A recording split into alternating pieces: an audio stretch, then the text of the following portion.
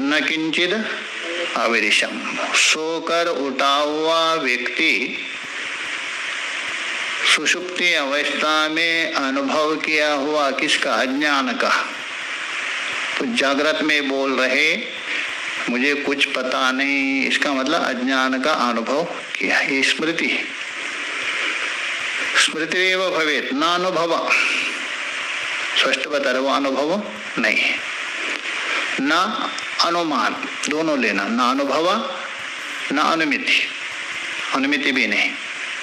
क्यों नहीं ये बता रहे, देखिए अनुभव क्यों नहीं मान रहे? तत्करणस्य इंद्रिय सन्निकर्ष। अनुभव तभी होता है इंद्रिय सन्निकर्ष होना चाहिए। पीछे बताया था ना, जागृत में अनुभव होता है, करण के सहित विषयों का संबंध होकर जो ज्ञान होता है वो जागृत अनुभव। पीछे बताया था लक्षण, इंद्रियात सन्निकर्ष जन्य ज्ञानम प्रत्यक्षम, वही अनुभव है। सुषुप्ति स्वप्न का ज्ञान हो, सुषुप्ति का ज्ञान हो, ये ज्ञान में कोई भेद नहीं, ज्ञान एक है। कौन सा ज्ञान?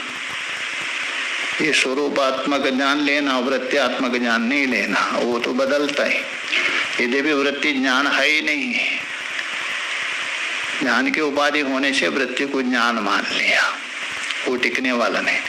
ये जो ज्ञान है स्वरूपात्मक, अथवा उसी को अहम कहिए, उसको आत्मा कहिए, वो तीनों में बराबर है, तीनों में बराबर है। ये सिद्ध हो गया। तो ज्ञान एक सिद्ध होने के बाद आगे जो बता रहे वो जो अनुभव है, उसी को चाहे तो कल्प हो, मास हो, सर्वत्र एक है, उसको बताने के लिए आ रहे। देखिए आगे के दो श्लोक एक साथ है, दो श्लोक देख।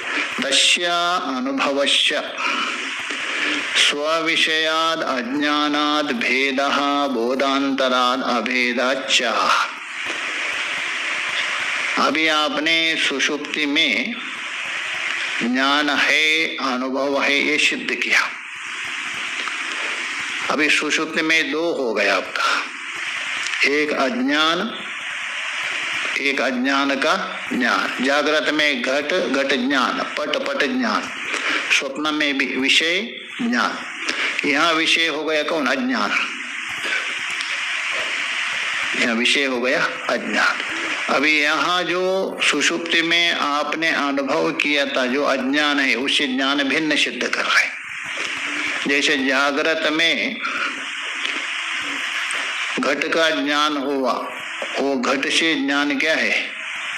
भिन्न है। स्वप्न में जो अलग अलग ज्ञान हो रहे, हाथी घोड़े, उससे ज्ञान क्या है?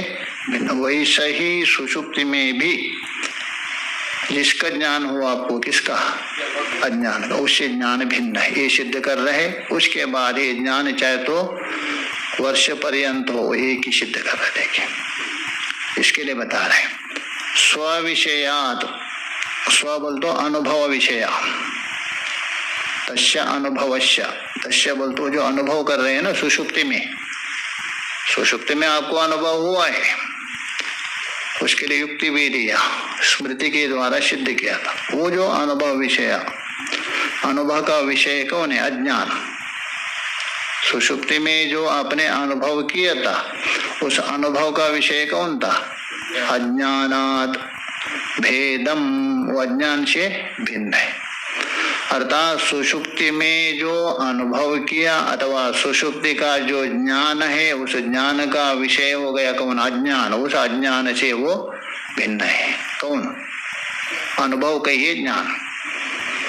और बोधांतराद, बोधांतर बोल तो जागृत का बोध, स्वप्न का बोध, उस बोध से अभेदम, उससे भिन्न नहीं है। सुषुप्ति का जो ज्ञान कहिए अथवा सुषुप्ति का बोध कहिए, एक है।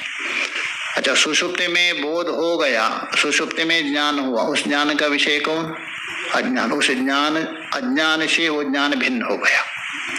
किंतु वो जो ज्ञान है अन्य ज्ञान है, कौन सा? जागृत स्वप्न, उससे भिन्न नहीं है, ये बता रहे। बोधांतराद, बोधांतर कौन हो गया?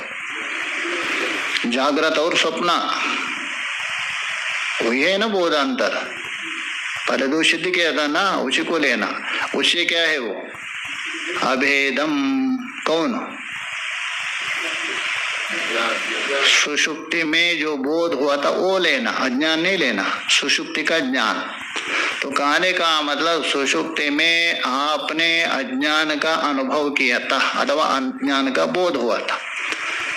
वो जो सुषुप्ति ज्ञान का विषयभूत अज्ञान से वो ज्ञान भिन्न है। अज्ञान विषय हो गया और बोध उससे अलग होगा, किंतु वो जो ज्ञान है सुषुप्ति का और जागृत और स्वप्न आदि का जो बोध है उससे अभिन्न है, उस ज्ञान से भिन्न नहीं है। इसका मतलब जागृत में, स्वप्न में, सुषुप्ति में ज्ञान एक है। इसको ये बता रहे, देखिए श्लोक देख लीजिए। सबोधो विषयात् भिन्नो न बोधा स्वप्न बोधवत् एवं स्थानत्रयेऽप्येका संवित् तद्वद्दिनान्तरे। सबोधो, सबोधो मतलब अभी जो बताया था सुषुप्ति का बोध अथवा सुषुप्ति का ज्ञान, सर्वनाम है ना, तो इसलिए पूर्व में जो बताया सा मतलब सुषुप्ति का बोध, सुषुप्ति का ज्ञान, वो जो बोध है विषयात, विषय कौन हो गया उसका? अज्ञान, उस अज्ञान से भिन्नो, क्योंकि विषय से ज्ञान भिन्न होता है। ज्ञान है दृष्टा एक प्रकार से, विषय है दृश्य है, तो उससे भिन्न है। ठीक है, सुषुप्ति का विषय हो गया अज्ञान, उस अज्ञान से सुषुप्ति का बोध भिन्न हो गया, इसका मतलब जागृत का बोध से भी भिन्न होना चाहिए, ये प्रश्न होता है। तो उत्तर दे रहे न बोधात, न बोधात बोल तो बोध से भिन्न नहीं है,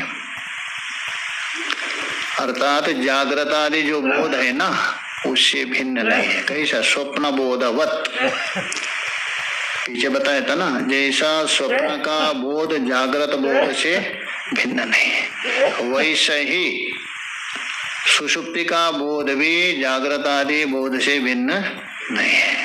जैसे स्वप्न बोध भिन्न नहीं है ना, अभी भी सिद्ध किया था ना पीछे, स्वप्न का ज्ञान जागृत का ज्ञान से भिन्न नहीं, वैसा ही सुषुप्ति का ज्ञान भी जागृत ज्ञान से भिन्न नहीं।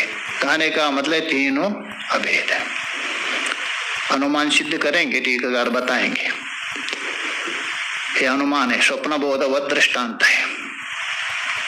एवं स्थानत्रयेऽपि, इस प्रकार तीन स्थान हो गए, जागृत स्वप्न सुषुप्ति, तीनों स्थानों में स्थानत्रयेऽपि एक संवित, संवित तो एक ही है, ज्ञान तो एक है, विषय बदलते रहेंगे, संवित किम एक, स्थानत्रयेऽपि एकैव संवित।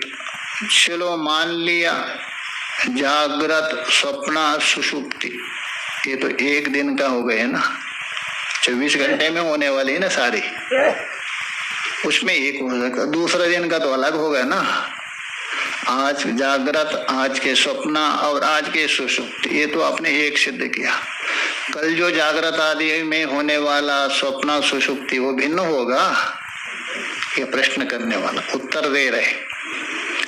तद्वत, तद्वत बोल तो जैसा जागृत स्वप्न सुषुप्ति एक है वैसा ही दिनांतरे, दिनांतरे बोल तो दूसरे दिन में भी हो, वो भी संवित क्या है?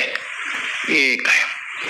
तो आगे उठाएंगे वो, अच्छा दिनांतर ठीक हो सकता, महीने में तो बदल गया होगा, महीने में भी एक है।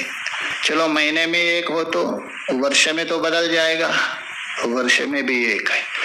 कल्प में, तो कल्प में भी एक आगे सिद्ध करेंगे, कल बताएंगे। ओम पूर्णमदः पूर्णमिदं पूर्णात् पूर्णमुदच्यते पूर्णस्य पूर्णमादाय पूर्णमेवावशिष्यते। ओम शांति शांति शांति। मेरे प्यारे दोस्तों, आपका बहुत बहुत धन्यवाद श्रवण करने का। पुनः भेंट करेंगे। सभी के मंगल की कामना करते हुए यही विश्राम देते हैं। सभी का धन्यवाद श्रवण करने का। पुनः पुनः सभी के मंगल की कामना करते हैं।